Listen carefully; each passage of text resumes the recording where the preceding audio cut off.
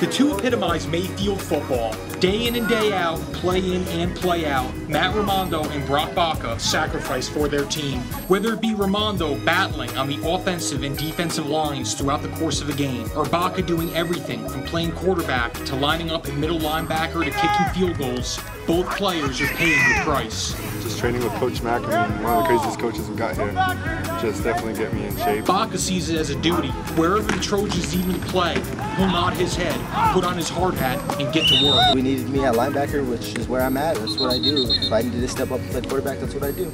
It's a team thing. It's not me. Raimondo received the headlines this offseason.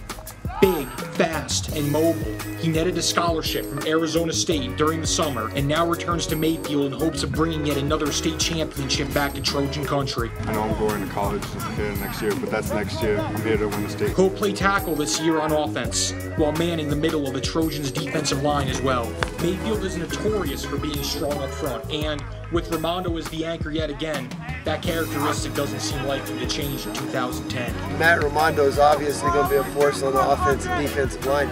And the key is that we have people surrounding him on the offensive and defensive line. While Baca might not get the publicity, his presence is just as vital to Trojan success. He will play middle linebacker on the defensive side of the ball. Offensively, he will back up starting quarterback Axton Franzoy, while leading Mayfield's special teams unit as the program's primary kicker.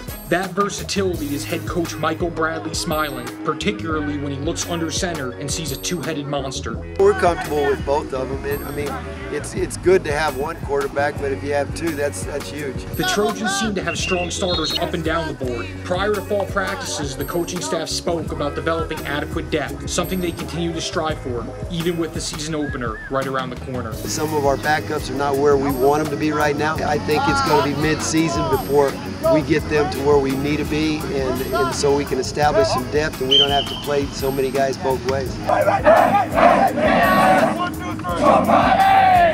Reporting for the Sun News, I am Teddy Feinberg.